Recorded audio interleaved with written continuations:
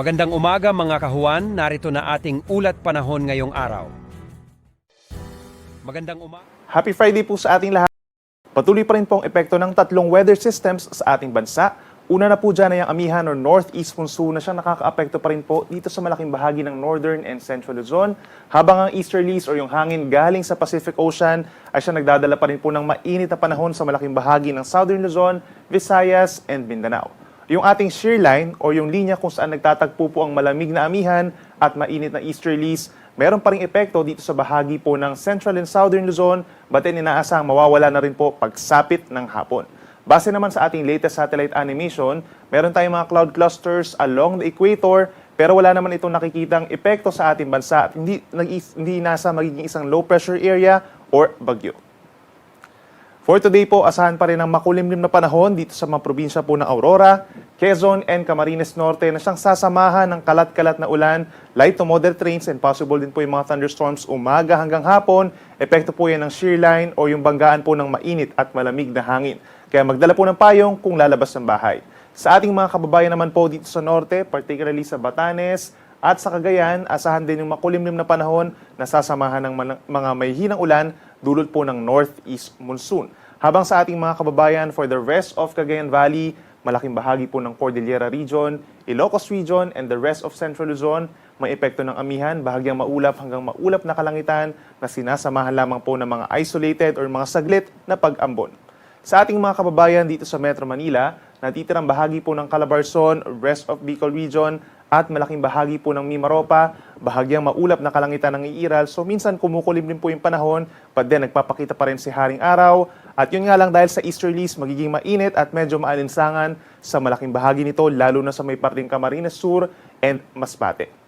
Sa Metro Manila po, temperature natin is mula 23 hanggang 32 degrees Celsius, habang nananatiling malamig po sa Baguio mula 14 hanggang 23 degrees Celsius.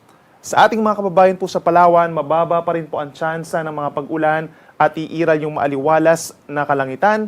Habang dito naman po sa may Visayas, umaga pa lamang may tsansa na ng mga pag-ulan, light to moderate rains lamang po na saglit dito sa may parting southern Leyte and eastern Samar. And for the rest of Visayas is partly cloudy to cloudy skies. May tsansa rin po ng mga pulupulong ulan pagsapit ng hapon dito sa malaking bahagi po ng Panay Island and Negros provinces. Dito sa Metro Cebu hanggang 32 degrees Celsius po yung ating temperatura, but then may mga lugar pa rin po na posibleng makaranas ng matinding heat index na between 38 to 39 degrees Celsius, kabilang na dyan ang Iloilo, bahagi po ng Rojas City sa Capiz, Baybay Leyte, and Catbalogan, Samar.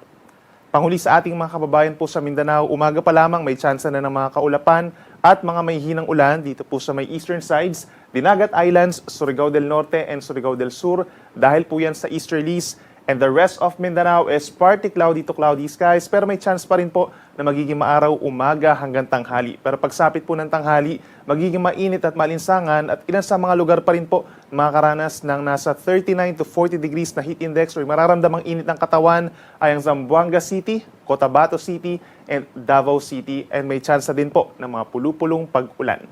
Temperature natin dito sa Metro Davao mula 24 hanggang 33 degrees Celsius. Yan po ay actual temperature. Dahil po sa patuloy na paghina ng ating amihan, inaasahan na magiging slight to moderate seas ang malaking bahagi ng ating bansa over the weekend. But then ngayon po medyo maalon pa rin sa may northern and eastern sides of our country itong mga lugar facing the Pacific Ocean plus extreme northern Luzon hanggang 2.8 meters or halos isang palapag ng gusaling taas sa mga pag-alon.